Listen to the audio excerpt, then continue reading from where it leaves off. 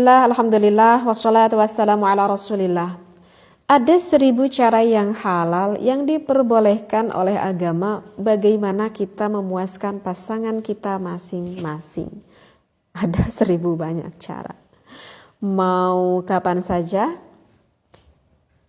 Mau kapan saja? Dengan cara gaya apa saja? Mau dengan cara gaya apa saja? Karena Allah Ta'ala pernah berfirman di dalam surat Al-Baqarah pada ayat 223. Nisa'ukum harthul lakum fatu harthakum anna syi'tum wa qaddimu li anfusikum wattaqullaha wa'lamu annakum mulaquh wa basyiril mu'minin. Nah, ini adalah referensinya itu jelas banget di dalam surat Al-Baqarah. Di sini dikatakan nisa'ukum, istrimu itu adalah harthul lakum, adalah ladangmu. Di sini dikatakan fatu harthakum, maka datangilah ladangmu itu kapan saja, annasyitum, ya kapan saja dengan cara yang kamu sukai. Dan di sini diperjelas dan utamakanlah yang baik. Ingat, yang harus digarisbawahi adalah dan utamakanlah yang baik. Sehingga ketika kita melakukan berhubungan intim, jangan lupa wa'ashiruhunna bil ma'ruf. Kita lakukan dengan hal yang baik. Kita lakukan sehingga istri kita merasa senang. Kita lakukan sehingga suami kita merasa senang. Kita lakukan sehingga istri kita merasa puas dan suami kita tuh merasa puas. Kita tunjukkan rasa kasih sayang itu ketika kita melakukan berhubungan intim. Kita tuh mesti tahu bahwa di dalam hubungan seksualitas itu adalah komunikasi intim antara suami dan juga istri yang diakhiri dengan hubungan kelamin, sehingga ketika kita melakukan berhubungan intim pun itu harus benar-benar dinikmati tentunya. Nah, sebetulnya sih ketika berhubungan intim sebetulnya sih ketika wanita berbicara masalah orgasme sebetulnya sih itu bukan suatu goal. Artinya itu bukan tujuan akhir sih sebenarnya. Tetapi goalnya ataupun tujuan akhirnya di dalam kita melakukan berhubungan intim itu harus ada menikmati prosesnya. Jadi menikmati prosesnya ketika hubungan itu dilakukan, mulai dari sentuhan, mulai dari hisapan, maaf gitu ya, ataupun mulai dari jilatan dan juga gerakan-gerakan verbal, ungkapan-ungkapan, kata-kata rasa kasih sayang yang diungkapkan oleh suami ataupun yang diungkapkan oleh istrinya. Nah, semuanya itu harus ada ritmenya gitu ya. Jadi nggak boleh lurus gitu nanti, karena kalau lurus itu membosankan. Jadi kayak musik gitu, ada nadanya lah, ibaratlah seperti itu. Sehingga ekspresikan rasa kasih sayang suami ataupun istri kita itu.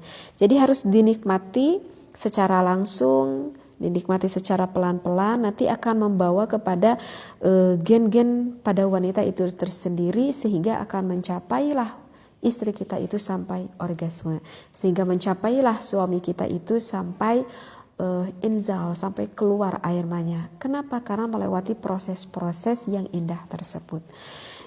Sehingga barusan di dalam referensinya kan jelas ya, di dalam surah Al-Baqarah itu banyak sekali cara yang halal yang boleh dilakukan oleh pasangan suami dan juga istri.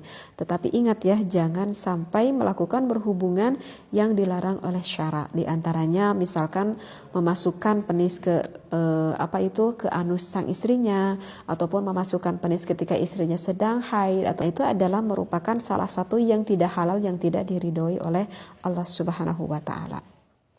Kemudian di dalam kitab Fathul Izar di sini dikatakan bahwa Imam Mujahid ketika merekomendasikan bagaimana sih contoh cara bersenang-senang dengan istrinya, padahal istrinya itu sedang haid ataupun istrinya itu sedang nifas. Di sini dikatakan di dalam referensinya bahwa At-Tabari meriwayatkan dari Lais, beliau berkata bahwa kami itu berdiskusi gitu ya, dekat dengan Imam Mujahid tentang seorang lelaki yang mencumbui istrinya padahal pada saat itu istrinya itu sedang haid.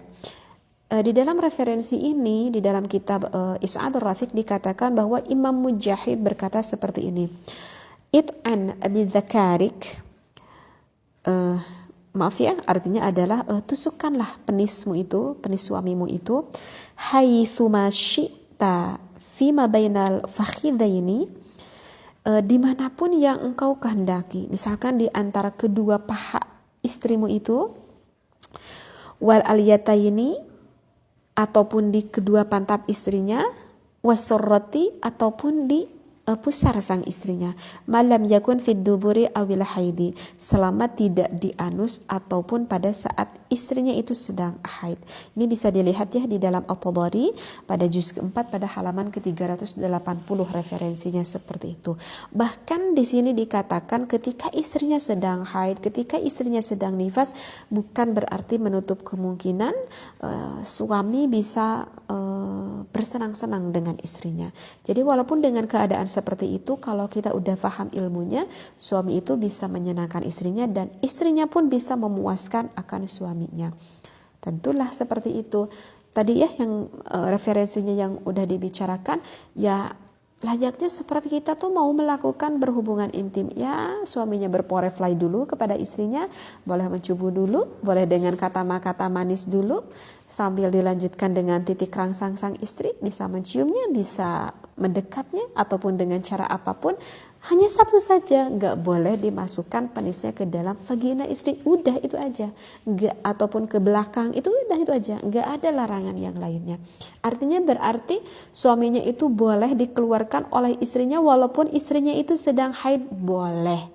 Caranya tadi bagaimana? Itu di dalam referensi, mau digesekkan kedua paha istrinya, mau digesekkan kedua pantat, ingat pantat bukan lubang belakang, mau kedua pantat istrinya, mau ke pusarnya, mau kedua belah dadanya, bahkan sang istri pun gak apa-apa. Di dalam hukum diterangkan kalau istrinya mau misalkan dikeluarkan oleh mulut sang istri. Tapi ingat, itu pun kalau istrinya mau. Kalau istrinya gak mau karena merasa jijik banget gitu, maka sang suami itu gak boleh memaksakan kehendak keinginan suaminya. Kalau istrinya gak mau, itu gak boleh seperti itu ya. Karena kan di dalam berhubungan intim tadi saya katakan wa ashiruhunna bil ma'ruf. Jadi kedua pasangan itu harus mendapatkan keridhaan, kenikmatan seperti itu. Dan suami pun bisa menyenangkan istrinya ya dengan kelehayan suaminya sehingga istrinya itu bisa sampai orgasme. Begitulah ini di dalam keterangan ada di dalam kitab Is'adur Rafiq yang dikatakan oleh Imam Mujahid, dan referensi yang tadi saya bacakan di dalam surat Al-Baqarah, fatu harathakum anna syi'tum. Jadi istrimu adalah ladang suamimu, maka nikmatilah ladangmu itu. Mudah-mudahan bermanfaat. Wallahu a'lam wa billahi taufiq wal hidayah. Wassalamualaikum warahmatullahi wabarakatuh.